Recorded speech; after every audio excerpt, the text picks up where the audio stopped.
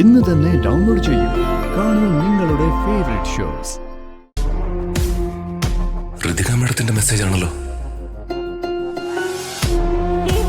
നാളെ അമ്പലത്തിൽ വരുമല്ലോ അല്ലേ? അമ്പലത്തിൽ പോണോ? വർമ്മ സാറ് വിളിച്ച് പറയുകയും ചെയ്തല്ലോ. എന്ത് ചെയ്യും?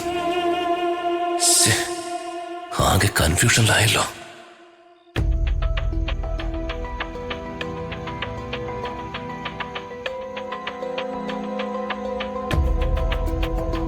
എന്റെ രാജു ഇപ്പൊ ഉറങ്ങിക്കാണോ?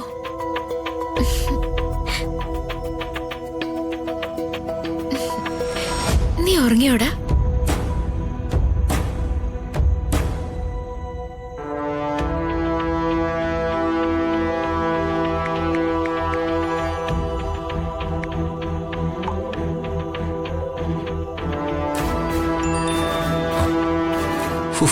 ദൈവമേ, അടുത്തത് രമ്യയുടെ മെസ്സേജ്.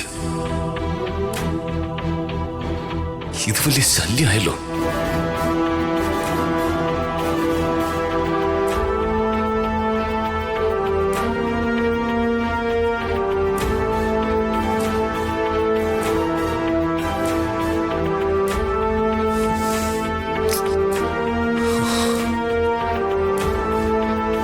ഋതിക മേഡത്തിനോട് കാര്യങ്ങൾ പറഞ്ഞ് മനസ്സിലാക്കി ഞാനങ്ങ് നാടുവിടാം. എന്നിട്ട് വല്ലയിടത്തും പോയി ജീവിക്കാം. ഈ രമ്യയുടെ ശല്യം സഹിക്കാൻ പറ്റുന്നില്ല.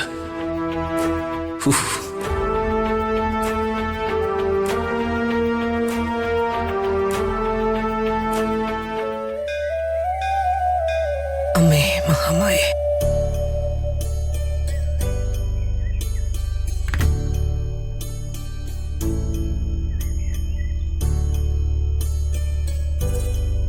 അമ്മേ ദേവി, രാജു ഇത്രയും പെട്ടെന്ന് വന്നേക്കണേ.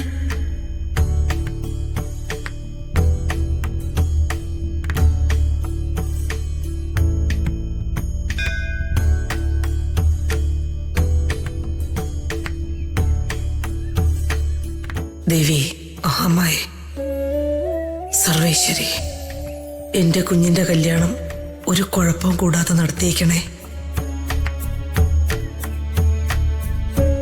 എന്റെ ദേവി, രാജു എന്താ ഇത്ര വൈകുന്ന?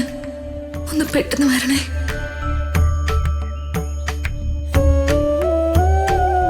മോളെ, രാജുവിനെ കാണാത്തോണ്ടാണോ ഇത്രയും ടെൻഷൻ?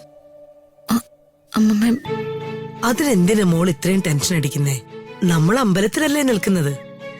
എല്ലാം ദേവിക്കറിയാം. രാജു ഇപ്പൊ വരും. അവൻ വന്നിട്ട് നമുക്ക് അകത്തേക്ക് കയറാം. നമുക്കേ വഴിപാടിനുള്ള രസീത് എടുക്കാം. മോള് വാ.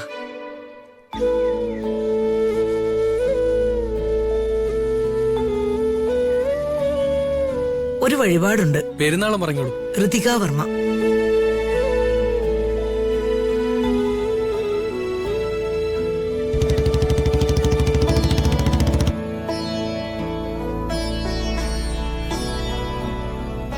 മോളെ, പൈസ.